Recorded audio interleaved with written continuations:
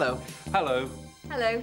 Today, we look at the news. And how it's reported on television and radio. And we talked to this woman, Carol Walker, who is a news reporter on British television. Good evening. Here is the news. Today, the President said that he was very pleased with the economic situation. Princess Bettina insisted that she had no plans to marry. And the coach of the US basketball team admitted that he felt very disappointed with last night's result. Those were news reports about the President, a princess, and the coach of the US basketball team. What did those people actually say? And how did I report it? I am very pleased with the economic situation. He said that he was very pleased with the economic situation.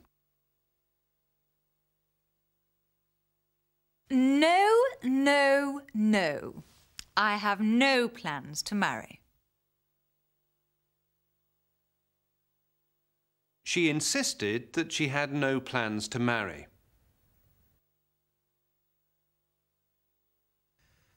Yes, it's true. I feel very disappointed. He admitted that he felt very disappointed.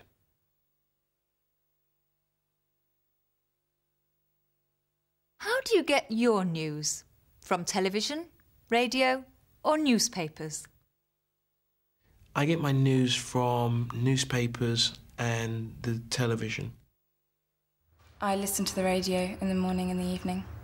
I get my news basically a lot from the radio. I don't watch a lot of television, and I don't have time to read the newspaper. I get my news via satellite television. I get my news by watching the television news each day.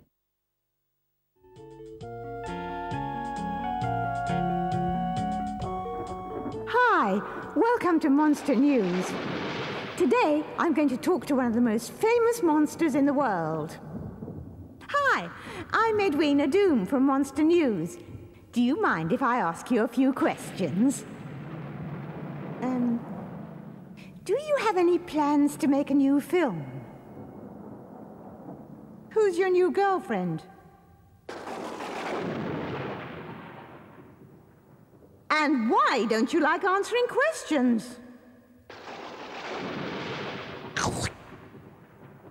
Now then, did you want to ask me any questions? What questions did the reporter ask the monster? She asked him if he had any plans to make a new film. She asked him who his new girlfriend was. She asked him why he didn't like answering questions.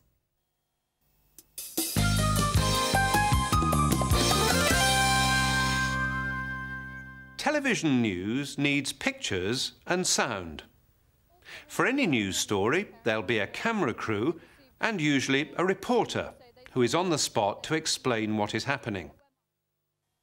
Carol Walker is a BBC television news reporter. Let's find out how a story is put together and what the difficulties are. Basically, the way we normally work is I will go out with a camera crew to film interviews, street scenes, pictures of the disaster, pictures of people shooting at one another, whatever it may be. We take the pictures back and I'll work with an editor and record my voice track. The editor will put together the pictures, perhaps an excerpt of an interview. And that basic process is the same whether I'm reporting on a British rail story in London or a war anywhere overseas. We're going to have to keep it quite tight because we've only got, because it's short bulletins. We've only, they're talking about 1:10. Okay, can I just have a look at the pictures we've got of the 225s? Aerial shots from the cab. Shots from the cab. We've got some areas. It'd be nice to start with some of this, wouldn't it, really? Yeah. What are the difficulties of the job? Well, the difficulties vary according to what the story is and where the story is. Often it's a case of battling against the authorities who don't want you to find out what you want to find out. Yeah, I did speak to her earlier, but I just had another query that I wanted to kind of clarify. What are the ways to avoid bias and stay objective? I think that to avoid bias, what you have to do is to stand back a little bit, to try to approach everything that anybody says to you with a certain degree of scepticism, and to try, wherever possible, to check it out and to get the other point of view, and not to necessarily believe everything people tell you, to always be aware that they may very well have a hidden agenda behind what they're telling you, and they may be exaggerating something for political reasons. Carol works with a camera crew, a team of people who accompany her when she's reporting. They film interviews and street scenes. Carol may have to interview a politician or report a terrible accident or disaster. She's now going to talk about one particular news story, a plane crash in Holland. Here's how she reported it on the television news. Workers at the site of the crash found the flight data recorder buried beneath the collapsed concrete of the apartment block. It is severely damaged and burned and has been taken to the Farnborough Accident Investigation Centre to be examined by specialists. The cargo plane's full load of fuel kept the huge fire burning here for 3 hours. The flight data recorder is designed to withstand only about half an hour of intense heat. We had heard from firemen at the scene of the crash that the flight data recorder had been found, and the Dutch Aviation Authority subsequently confirmed that. These pictures show the El Al cargo plane arriving at Schiphol shortly before its last ill-fated flight. An airport spokesman has confirmed that in July it had a fire in the number 2 engine. Emergency services were alerted as it landed here on 3 engines, but the fire was put out by the plane's own extinguishers. One senior Dutch air traffic controller had plotted the entire route of the plane. He was able to tell me at exactly what time the pilot had maydaid the emergency. He told me exactly the advice he'd given to the pilot. He told me what the pilot had done to try to avert the crash. And he told me why the plane had actually crashed where it had. Air traffic controllers have already given crash investigators some details of that final flight, number LY1862, which lasted less than 15 minutes. At 6,000 feet as it headed out along the coast, the Israeli pilot put out a mayday call, reporting fire in the number 3 engine.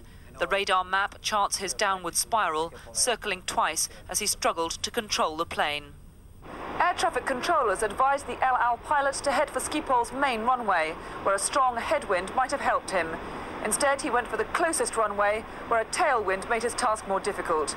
But by that stage, it is debatable whether anything could have saved the plane from crashing.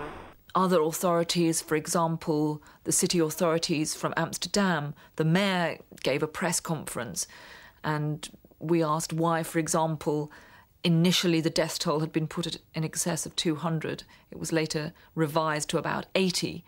And the mayor said that it was because it was very difficult to have accurate records in that area where there was a large and partly illegal immigrant community.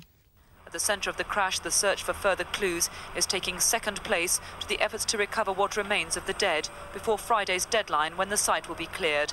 Experts here accept this will make the task of the crash investigators more difficult. Carol Walker, BBC News, Amsterdam. That was a difficult story to report. Carol interviewed air traffic controllers and people involved in the rescue operation. They were very concerned to find the flight data recorder.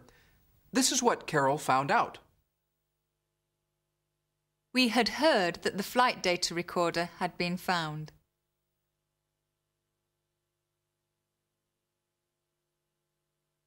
And what did the air traffic controller say? He told me the advice he had given to the pilot. He advised the pilot to head for the main runway. Reporting about the Amsterdam air disaster was a disturbing job for Carol. So, after all that, does she like her work? I think I enjoy the unpredictability of it. I think I enjoy the fact that even if I'm having a rather boring day in the office, things can happen very suddenly and I can be travelling somewhere halfway around the world. I think also you get, if you like, a front row seat on events which are shaping history, world events of enormous importance, and a chance to actually be there when those events are happening and to talk to the people who are making history is an extraordinary opportunity. This is what Carol enjoys about her work. She likes having a front row seat. She reports on world events of enormous importance. And she interviews people who are making history. Today, we met Carol Walker, an international television news reporter. And she told us what her working life was like. That's all for now. Goodbye. Goodbye. Goodbye.